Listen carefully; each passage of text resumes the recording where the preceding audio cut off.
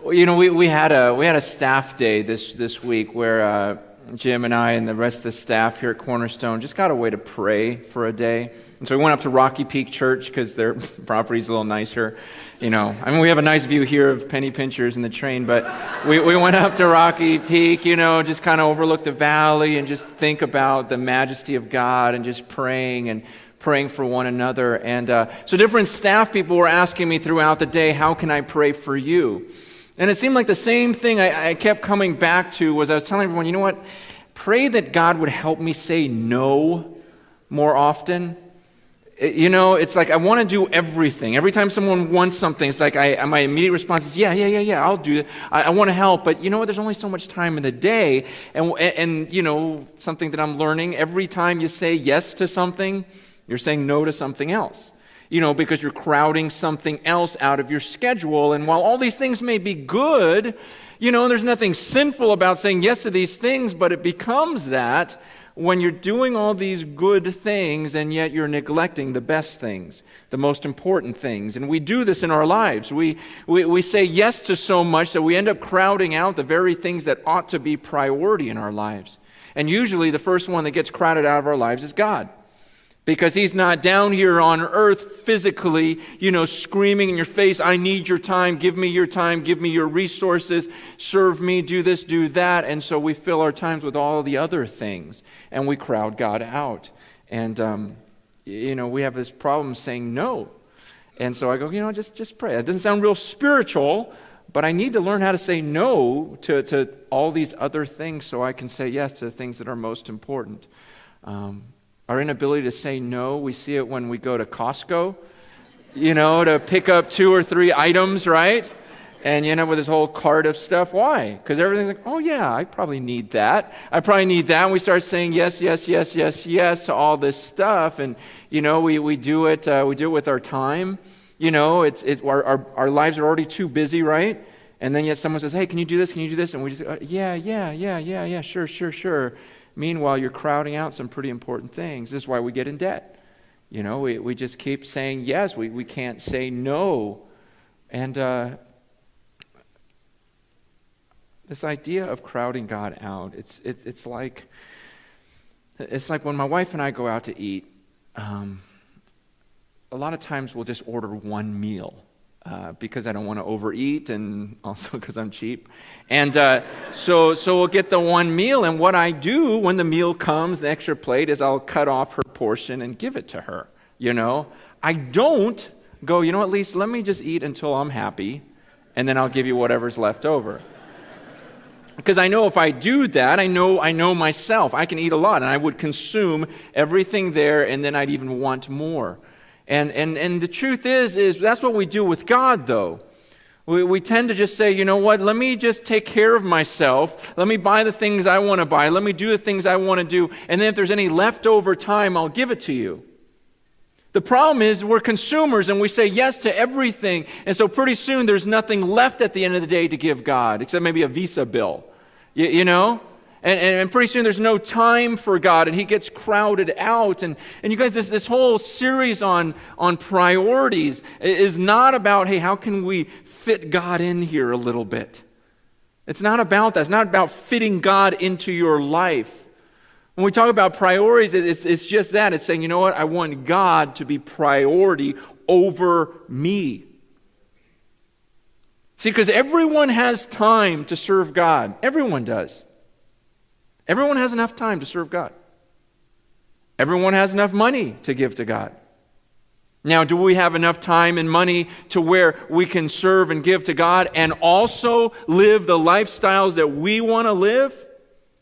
Probably not. So at that point, you make a decision. Well, who's more important? And usually it's us, and then if there's anything left over, I'll give to him, and he's the one that sacrifices. I'm talking about the possibility, just the thought, and I know it's a crazy thought to some of you, that maybe you come to a point in your life where you actually are more concerned about pleasing God than yourself.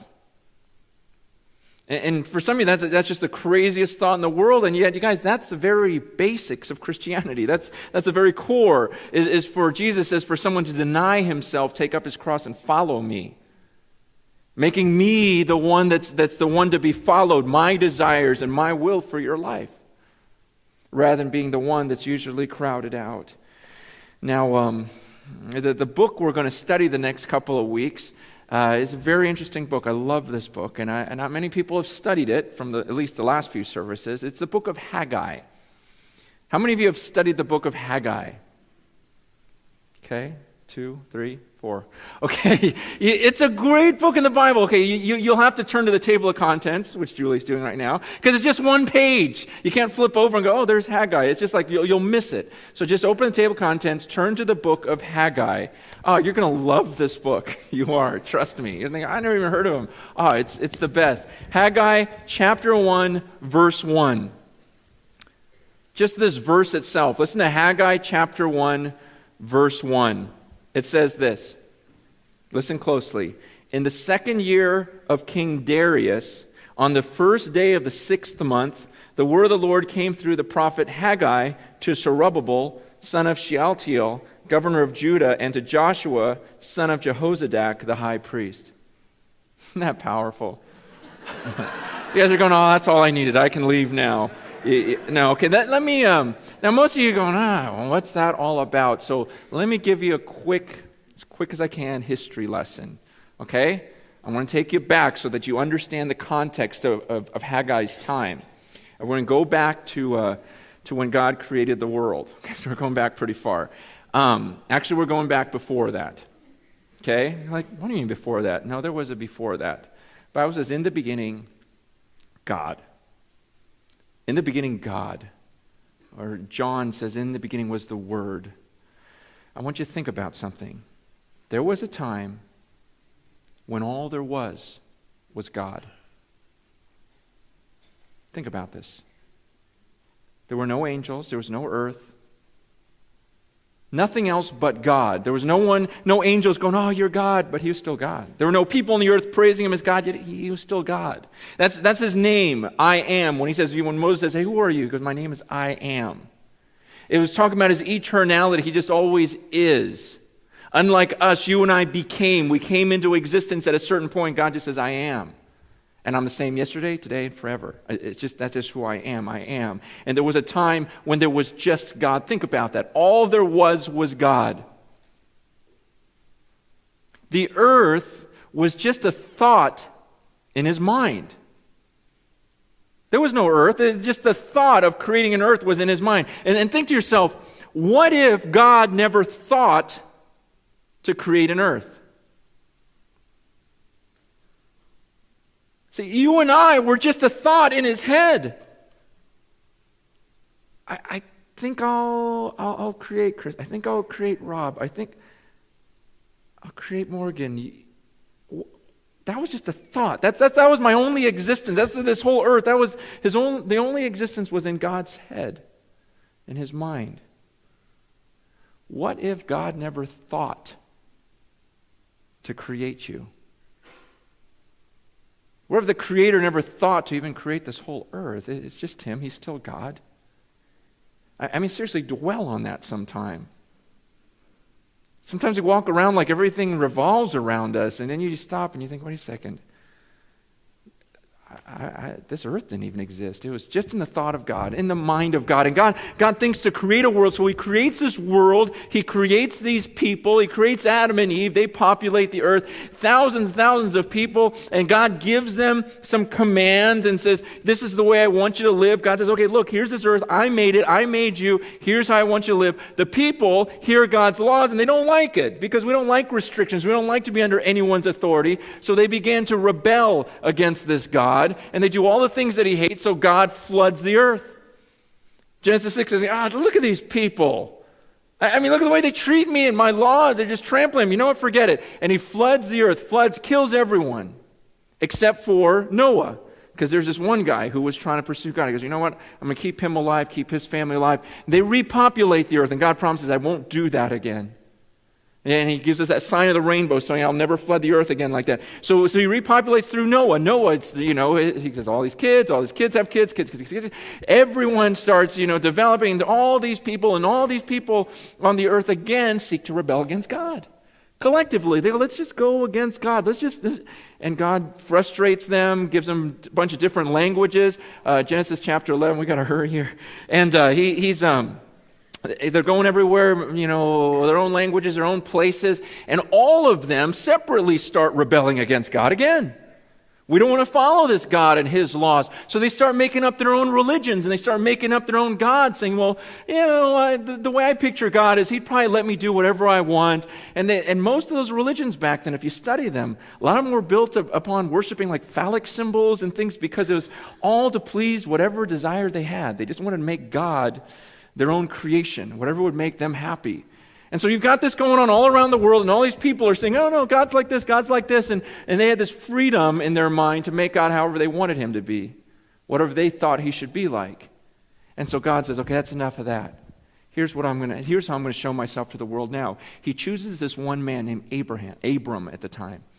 He goes, Abram, I'm going to change your name to Abraham, which is like a plural of your name, meaning there's going to be so many of you. You're going to have all these descendants. Abraham's going, one problem, I'm 100 years old, and have no kids, and my wife's 90, and she's not looking so hot.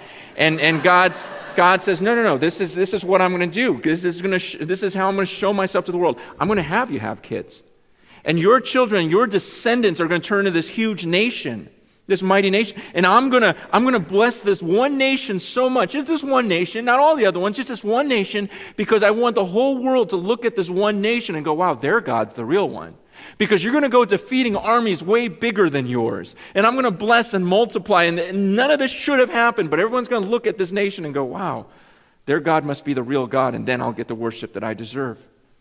So Abraham has a kid, Isaac. Isaac has a kid, Jacob. Jacob has 12 kids, and God says, Jacob, I'm changing your name to Israel. And that's where we get Israel. Israel had 12 kids, and those are the 12 tribes of Israel, or his 12 sons. God says, you guys are my people. I'm going to start blessing you. Now, his people, they start getting attacked by the Egyptians. They become enslaved by the Egyptians. And so God says, you know what, look, there's my people. They're being enslaved by this other group, but I love them. And so let me show my power. I'm going to send a deliverer, a leader, whose name was Moses. And Moses goes, and he goes to Egypt and goes to Pharaoh and says, hey, God says, let his people go. Pharaoh says, no way. And so God starts showering all these curses upon the Egyptians. And eventually he says, I'm going to have the firstborn of every household die in Egypt. And so they all ended up dying, the firstborn of all of the Egyptian homes. And Pharaoh finally goes, okay, get out of here, just go. Your God is too powerful for me. I don't want to deal with this God anymore. We're all going to die if I keep rebelling against this God, so go, you're free, okay? So the Israelites, they run, they're free, God saved us. And then Pharaoh changes his mind and goes, no, wait a second, I want those guys back. They start chasing them, and the Israelites are backed up to the Red Sea, and they're like, what do we do now? And Moses touches the Red Sea, and it parts, and so the Israelites are able to walk through, God's people are able to walk through the Red Sea, and then once they get to the other side, Pharaoh's army's pursuing them, and God drowns them all in that sea, and the people again, woo, we're free. God got us through this. He really is God. He really is God. And God tells him, he goes, listen, not only that, but now I'm going to take you to this land. I'm going to take you to the greatest land I promised to Abraham, Isaac, Jacob, and now you guys are going to get to go there because you're my people, and we're going to be this great nation, and their people are all fired up, and they send some spies out to the land that God was going to take them to, and the spies come back and go, we saw the land, it's beautiful, it's everything God said it would be, but there's these really big guys over there. There are these giants, and I don't think we can beat them. And God's going, wait a second. I just slayed the firstborn of all Egypt. You saw me do that, right? You saw all the plagues I put on them. You saw how I split the Red Sea wide open. And now you're thinking, I can't defeat these guys for you? He goes, you know what? I'm tired of you.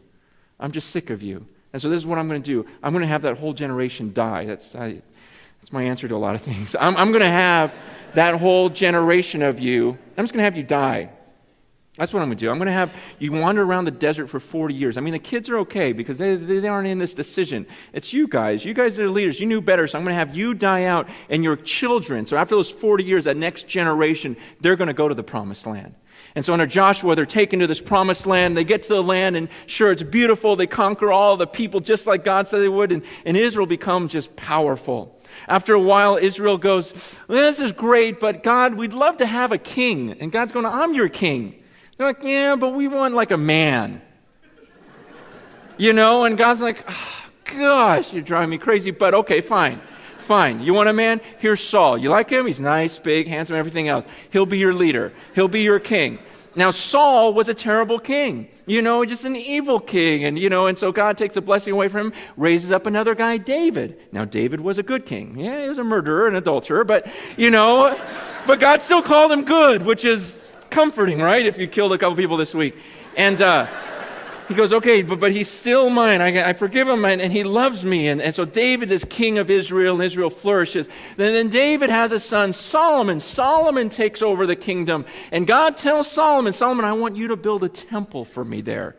You're the one that's going to build me a temple right there in Jerusalem, right there on that Temple Mount. I got all the specs and everything else, and he just builds the most beautiful, amazing temple. And God says, this is where I'm going to dwell on the earth. This is going to be like the center of the earth. This is everything. I'm going to put my name, I'm going to put my glory. You put that Ark of the Covenant in the temple. You put that Ark I told you to make. Put it in there. Put the 10 Commandments in there. Put it, and my glory is going to fill that place. And everyone's going to know you don't mess with the temple. You don't mess with the people of God. And so that's what happens during Solomon's reign. The temple is built.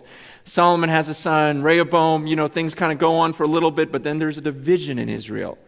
And they start fighting. And suddenly there's half of the people take, half of Israel, and the other half go north, under this guy named Jeroboam. And so now suddenly the kingdom of Israel is divided between these two leaders. And in the midst of all that, they start wandering into their sin again. The northern kingdom was really bad. They didn't have any good kings, it seemed like. Everyone was just rebelling against God. They had any good going on there. And so God has this group of people called the Assyrians, this army. You may have heard of them. The Assyrians come and they attack that northern kingdom around 722 BC. They attack them, carry them off. And so now they take that northern kingdom out of the promised land. The southern kingdom hangs tough there. The southern kingdom of Judah under a king Hezekiah, Assyrians try to attack them, but he's a follower of God. And so he keeps them strong, and they're okay for a while, but then things happen, kings keep changing, and eventually the Babylonians come, about 100 years or so later. The Babylonian Empire comes and takes over, gets the southern kingdom of Israel out. And so now the Jews are all out of Israel. The Babylonians, they're under captivity under them. They're away from their land. After the Babylonian Empire comes the Persians. Now, under the Persians, there's a king named Cyrus. King Cyrus says, you know what? I'm going to let you guys go back to your land.